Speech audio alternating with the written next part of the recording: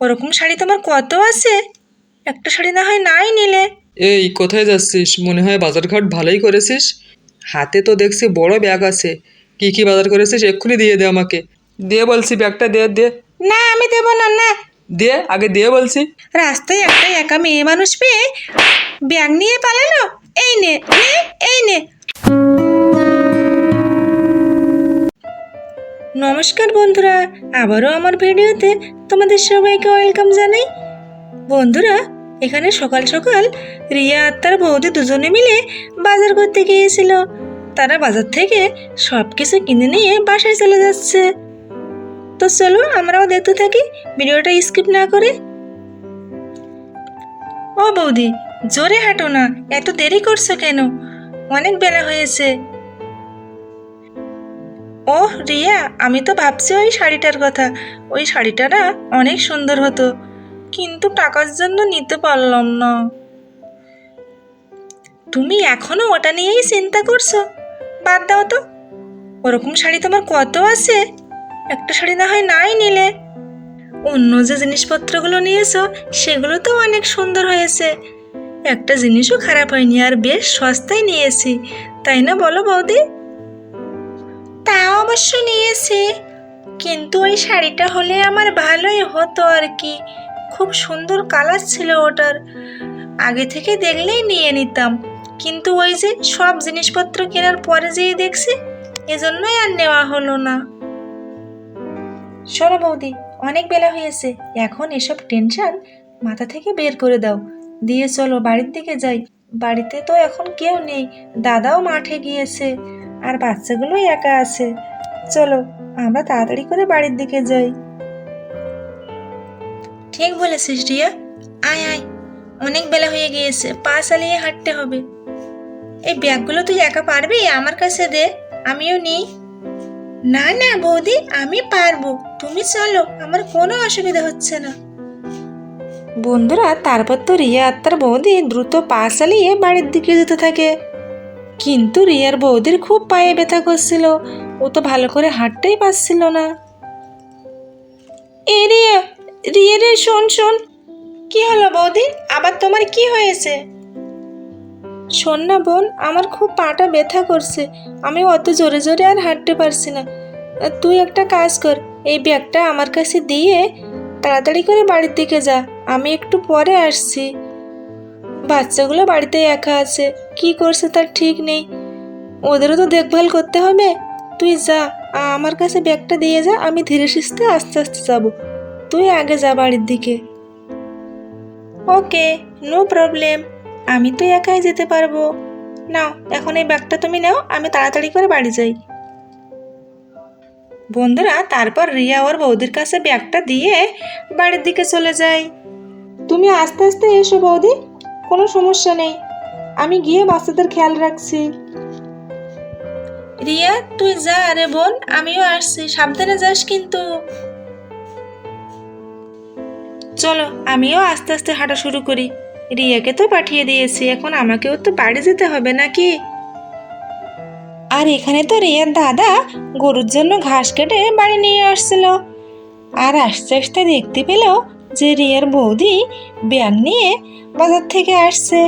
তখন রিয়ার দাদা বলতে থাকে, আরে বাবা, রিঙ্কির মা দেখছি আজ বাজারে গিয়েছিল, নিশ্চয়ই ভালো মন্দ কিছু কিনেছে। দেখছি ব্যাগ ভর্তি করে বাজার করে নিয়ে আসছে।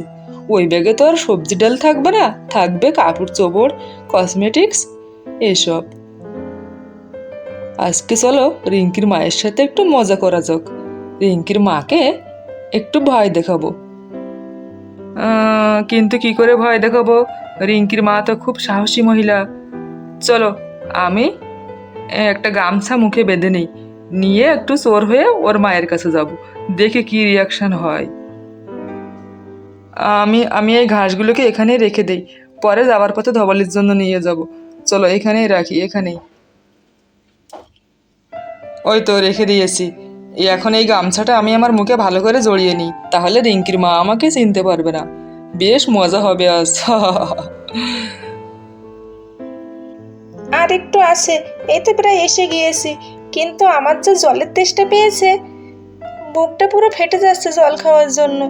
আশেপাশে তো কোনো বাড়িও দেখছি না যে একটু জল চেয়ে খাবো। চলো আমি আগে বাড়িতেই যাই, তারপরে গিয়ে একেবারে জল টল খেয়ে একটু রেস্ট করব। এই দুপুর দুপুর বাজারে আসতে আমার এজন্যই ভালো লাগে না। বিকেলে আসা ভালো ছিল, এসেই যখন গিয়েছি চলো আর একটুখানি তো পথ বাকি আছে, হাঁটতেই থাকি। আর রিয়া তো গিয়েছে, ও বাচ্চাদের খুব ভালো করে খেয়াল করতে পারবে। ও গেলে আমার আর কোনো চিন্তা থাকে না। এই তো গামছাটা মুখে বেঁধে নিয়েছি, এখন চলো যাই রিঙ্কির মায়ের কাছে, দেখি কি বলে। এই কোথায় যাচ্ছিস? মনে হয় বাজারঘাট ভালোই করেছিস। হাতে তো দেখছি বড় ব্যাগ আছে, কি কি বাজার করেছিস এক্ষুনি দিয়ে দে আমাকে। তা না হলে আমি তোর কাছ থেকে সব চুরি করে নিয়ে পালাবো, প্লাস তোকে এখানে মেরে রেখে যাব। দে বলছি, আমার কাছে সব দিয়ে দে। ওমা ওমা, এ তো দেখছি চোর! কেউ আসো, বাঁচাও, আমাকে বাঁচাও! চোর এসেছে, চোরের হাত থেকে আমাকে বাঁচাও! এই আমাকে বাঁচাও! তোমরা কে কোথায় আছো? আমাকে বাঁচাও! চিৎকার করে কোনো লাভ হবে না, এখানে তোকে বাঁচাতে কেউ আসবে না। শিগগিরই আমাকে দিয়ে দেবে একটা, তা না হলে কিন্তু আমি লাঠি দিয়ে তোকে মেরে ফেলবো। দে বলছি, দে। এই চোর, চোর, এখান থেকে যা বলছি! আমি তোকে কোনো জিনিস দেবো না, আমি কোনো জিনিস দেবো না, আমি কষ্ট করে এগুলো কিনে নিয়ে এসেছি। এই যা বলছি, দুপুরবেলা আমার পিছনে কেন লেগেছিস? কেউ বাঁচাও আমাকে! কেউ বাঁচাও আমাকে! বাঁচাও! চোরে ধরেছে আমাকে, চোরে ধরেছে, বাঁচাও! দে বলছি, ব্যাগটা দে, দে। না আমি দেবো না, না! দে আগে, দিয়ে বলছি, তা না হলে তোর মাথা সত্যি আমি ফাটিয়ে দেবো। আমাকে ছাড়ো বলছি! এই চোর, এই চোর, আমার ব্যাগ নেবে না, আমার ব্যাগ নেবে না! আমার ব্যাগে অনেক কিছু আছে, আমার জিনিসপত্র আমি তোকে কেন দেবো? দূর হ, এই চোর! আমার সাথে বিয়ে দিবি? রাখ, একটা লাঠি নিয়ে আসি। আরে আরে, রিঙ্কির মা তো খেপে যাবে মনে হচ্ছে, এখন কি করি আমি? আমাকে লাঠি খুঁজতে হবে, রাখো এখানেই ব্যাগটা রেখে দিই, তারপর এই চোরের ব্যবস্থা আমি করছি। ওই তো ওখানে একটা বড় লাঠিও আছে, এই লাঠিটা নিয়ে ওর মাথা ফাটিয়ে দেব। আমার কাছ থেকে জিনিসপত্র ছিনিয়ে নিয়ে যাবা, চোর তোর বাপের নাম ভুলিয়ে দেবো আজ। আরে রিঙ্কির মা তো মনে হচ্ছে খুব খেপে গিয়েছে, লাঠি নিয়ে আমাকে মারতে আসছে। এই কি করব আমি? আমাকে মনে হয় সত্যিই আজ রিঙ্কির মায়ের হাতে মার খেতে হবে। কপালে আমার এটাই ছিল আজ। আমার ব্যাগ নিয়ে পালানো? এত বড় সাহস তোর, চোর বেটা! এই নে, এই নে, আর পালাবি? এই নে, এই নে! রাস্তায় একটা একা মেয়ে মানুষ পেয়ে ব্যাগ নিয়ে পালানো? এই নে, নে, এই নে! আ আ, আর মেরো না, আর মেরো না।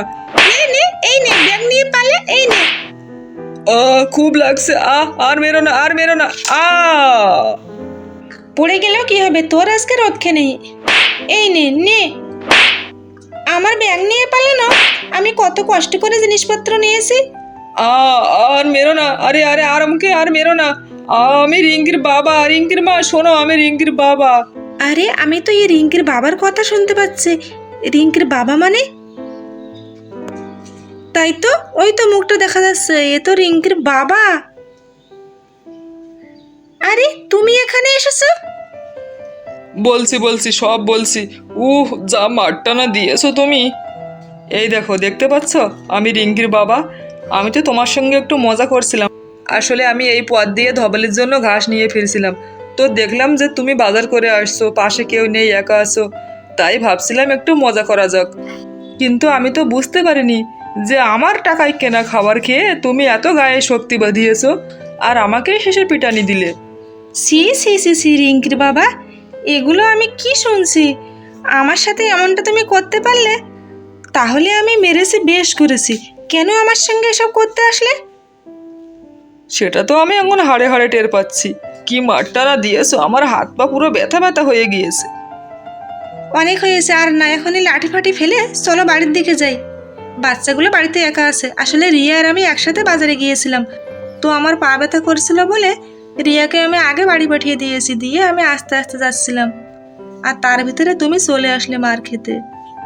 আর এই দেখো আমার অবস্থা, আমি তোমাকে মারতে মারতে পুরো ঘেমে গিয়েছি। কেন আমার কাছে তুমি যেসে মার খেতে আসলে? আমিও দিয়েছি। সেটাই তো বলছি, আমার পয়সায় কেনা খাবার খেয়ে আমাকেই মারলে। ভালোই হলো, আমিও মনে রাখলাম। চলো এখন বাড়িতে চলো, আমাকে একটু গরম জল করে দেবে, তারপর আমি আমার ব্যথা জায়গায় একটু গরম জলের সেঁক দেবো, তা না হলে আমার কালো ব্যথা থেকে যাবে, মাঠে কাজ করতে পারবো না। কি যে করো না, আসলে আমারই ভুল হয়েছে তোমার কাছে এখানে চোর সেজে মার খেতে আসা। বাবারে, আমার হাত পা পুরো ভেঙে গুড়িয়ে দিয়েছে। কি শক্তি এই মহিলার গায়ে! আমি তো বুঝতে পারিনি। চলো আমিও বাড়ির দিকে যাই, গিয়ে ওকে গরম জল করে দেবো, দেওয়ার পরে ওর গা হাতটা ভালো করে মুছিয়ে দেবো। বেচারা শুধু শুধু মার খেতে আসলো আমার কাছে।